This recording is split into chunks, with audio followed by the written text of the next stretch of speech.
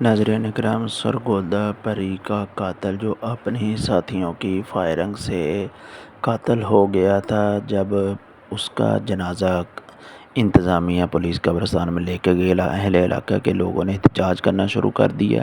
ہم آپ کو خبر دے رہے ہیں، اہل علاقہ نے اپنے قبرستان میں اسے دفن ہونے نہیں دیا، پولیس دوسرے قبرستان میں لے گئی، وہاں پہ بھی اہل علاقہ نے دفن ہونے نہیں دیا۔ پھر اس کے بعد پولیس 58 شمالی کی طرف لے گئی، وہاں پر مساجد میں اعلانات شروع ہو گئے۔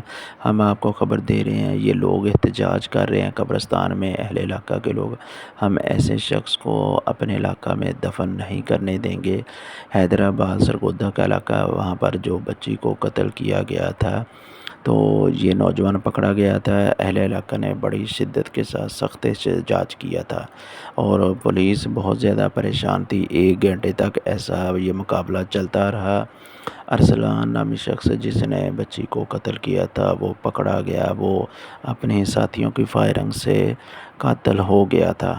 یہ اہل علاقہ کے لوگ احتجاج کر رہے ہیں، ہم اپنے ایسی بچی کے قاتل کو اپنے قبرستان میں دفن نہیں ہو دیں گے۔ مختلف آپ تصویریں دیکھ رہے ہیں کہ ہم آپ کو خبر دے رہے ہیں، ایسے بچوں کو ہمیں اپنے گھر میں رکھنا چاہیے، اپنے بچوں کو باہر نہیں بھیجنا چاہیے۔ بازار میں جانا ہے تو ہمیں خود جانا چاہیے۔ والدین کے لیے یہ نصیحت ہے کہ وہ خود بازار جائیں، اپنی چیزیں خود لے کر آئیں۔ اگر اللہ نے یہ نعمتیں دی ہیں تو ان کی قدر کرنی چاہیے، صحیح معنوں میں ان کو سمجھنا چاہیے، ان کی صحیح طرح تربیت کرنی چاہیے، کل تر اس طرح کا دوبارہ یہ معاملہ نہ آئے۔